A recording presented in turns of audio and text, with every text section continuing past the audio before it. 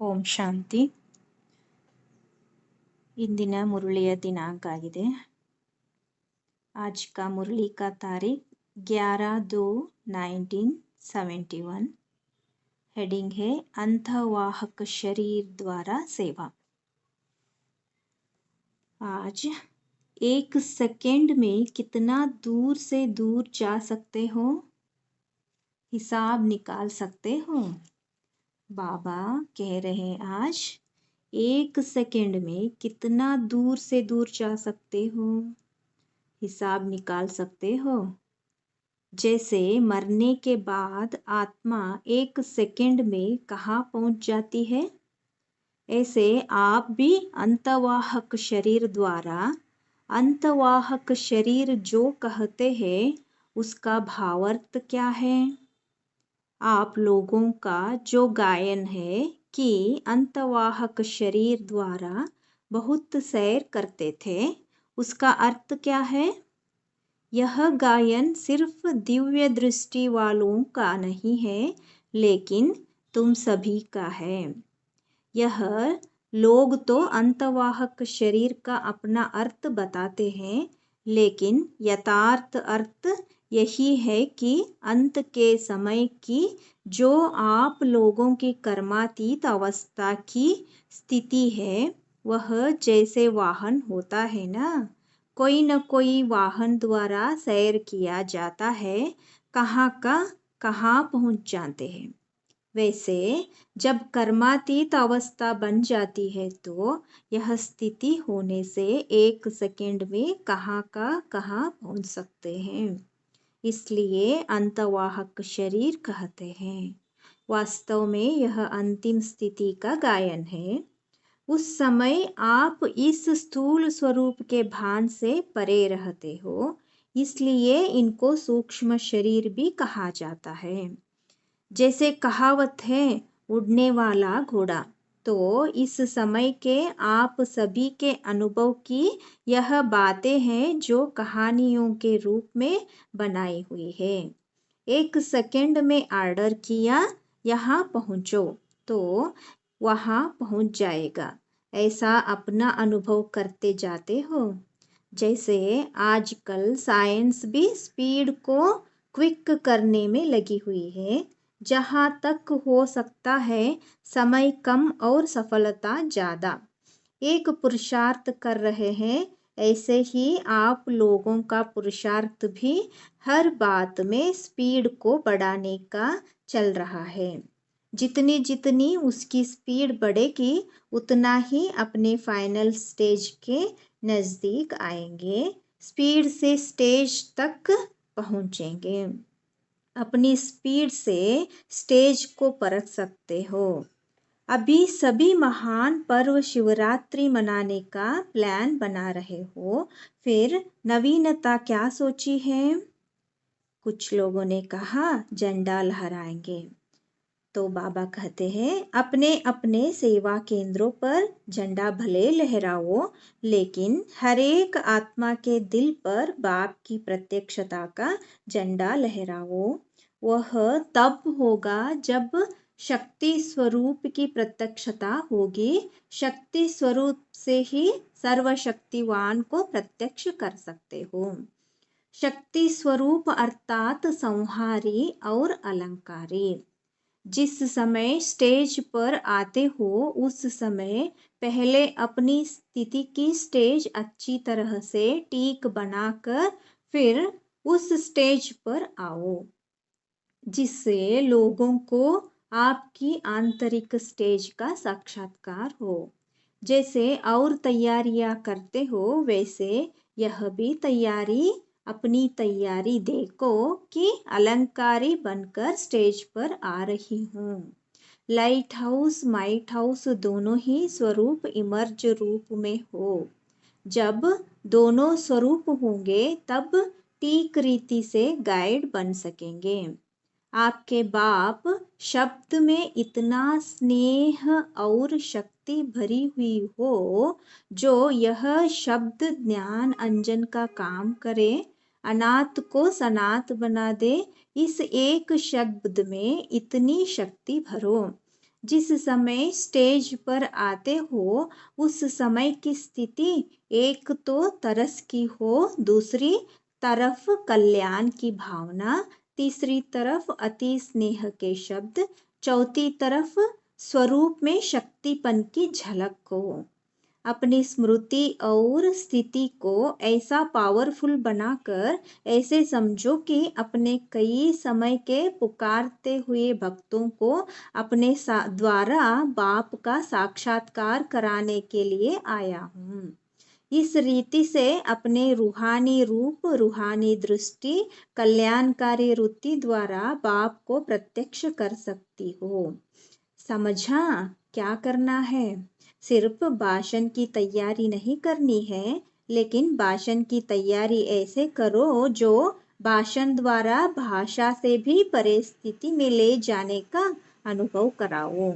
भाषण की तैयारी ज़्यादा करते हैं, लेकिन रूहानी आकर्षण स्वरूप की स्मृति में रहने की तैयारी पर अटेंशन कम देते हैं। इसलिए इस बारी ज़्यादा तैयारी इस बात की करनी है, हर एक के दिल पर बाप के संबंध के स्नेह की छाप लगानी है।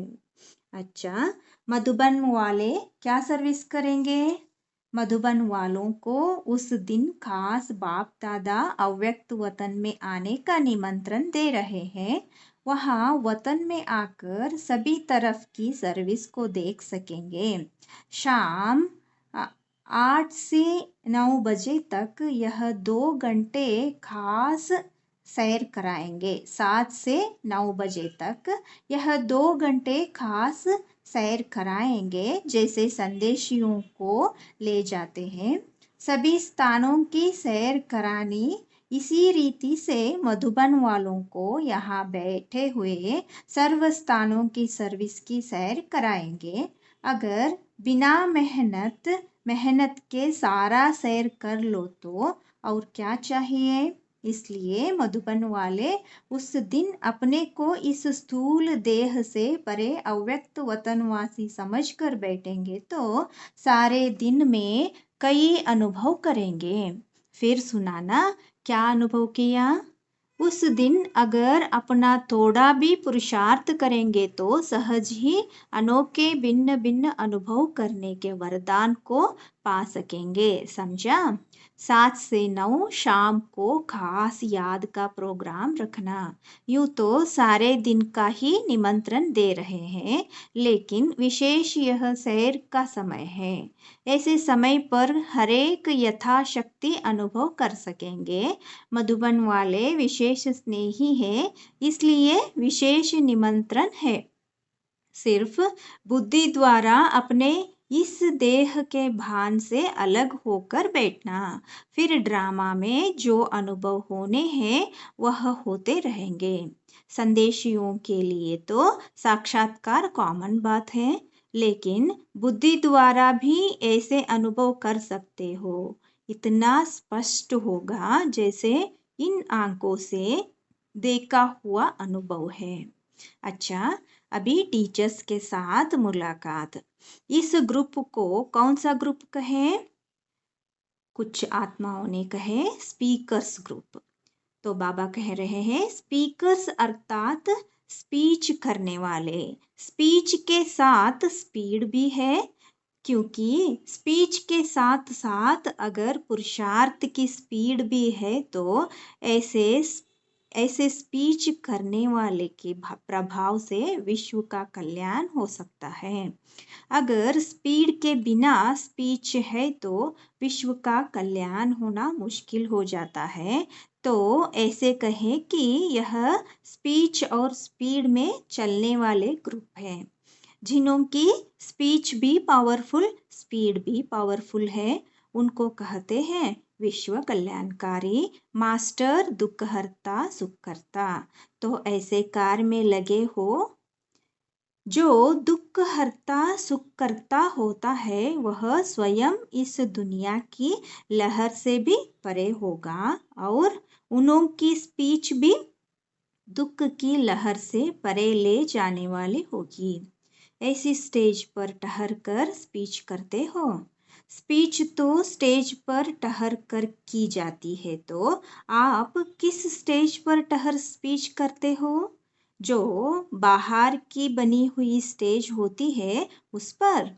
स्पीकर को जिस समय कोई स्थूल स्टेज पर जाना होता है, तो पहले अपनी स्थिति की स्टेज तैयार है व नहीं यह चेक करता है। ऐसे स्टेज पर ठहर कर स्पीच करने वाले को कहते हैं श्रेष्ठ स्पीकर। जैसे स्थूल स्टेज को तैयार करने के लिए भी कितना समय और परिश्रम करते हैं, ऐसे ही अपने स्थिति की स्टेज सदैव तैयार रहे, इसके लिए भी इतना ही पुरुषार्थ करते हो। ऐसी पावरफुल स्टेज पर ठहर स्पीच करने वाले का यहाँ अपू में यादगार है कौन सा? दिलवाला। दिलवाला तो याद की यात्रा का यादगार है। गौमुख नहीं देखा है? गौमुख किसका यादगार है? यह मुख का यादगार है। जैसे बाप का यादगार है गौमुख, क्योंकि मुख द्वारा ही सारा स्पष्ट करते हैं, इसलिए मुख का यादगार है। स्पीकर का भी काम मुख से है, लेकिन ऐसे जो श्रेष्ठ स्टेज पर ठहर कर स्पीच करते हैं, सदैव एवर रेडी स्टेज हो। ऐसे नहीं कि समय पर तैयार करनी पड़े। एवर रेडी स्टेज होने से जो प्रभाव होता है वह बहुत अच्छा पड़ता है, इसलिए पूछा कि प्रभावशाली हो। इस ग्रुप को प्रभावशाली ग्रुप कहे। सभी सर्टिफिकेट देंगे। अच्छा ग्रुप है। अगर आप सर्टिफिकेट देती हो तो फिर यह सर्व को सर्टिफाई करने वाले भी होंगे। संतुष्ट मनियो तो हो ना, इसमें हाँ करते हो। अगर खुद संतुष्ट मनिया है तो औरों को भी संतुष्ट करेंगे। टीचर्स का भी पेपर होता है, कैसे? टीचर का पेपर सूक्ष्म वतन से आता है। टीचर का पेपर कदम कदम पर होता है। जो भी कदम उठाते हो वह ऐसे ही समझकर उठाना चाहिए कि पेपर हॉल में बैठकर कदम उठाती हूँ, क्योंकि स्पीकर अर्थात स्टेज पर बैठे हैं, तो जो सामने स्टेज पर होता है उसके ऊपर सभी की नजर होती है। आप लोग भी ऊंची स्टेज पर बैठे हो।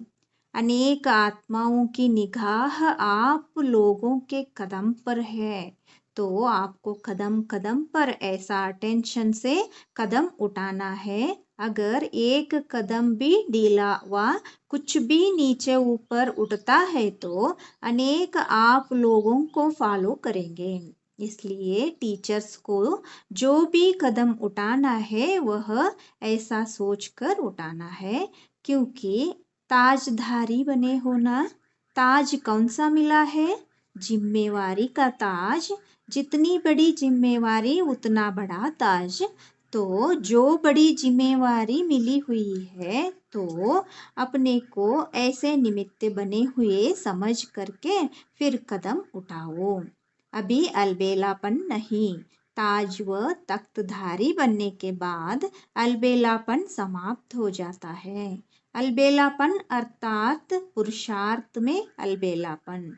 इस ग्रुप को सदैव यह समझना चाहिए कि जो भी कदम व कर्म होता है वह हर कर्म विश्व के लिए एक एग्जाम्पल बन करके रहे, क्योंकि आप लोगों के इन कर्मों का कहानियों के रूप में यादगार बनेगा। आप लोगों के यह चरित्र गायन योग्य बनेंगे। इतनी जिम्मेवारी समझ करके चलते हो। यह इस जिम्मेवार ग्रुप की विशेषताएं हैं, जो जितना जिम्मेवार उतना ही हल्का भी रहेगा। अच्छा, Om Shanti. Thank you Baba.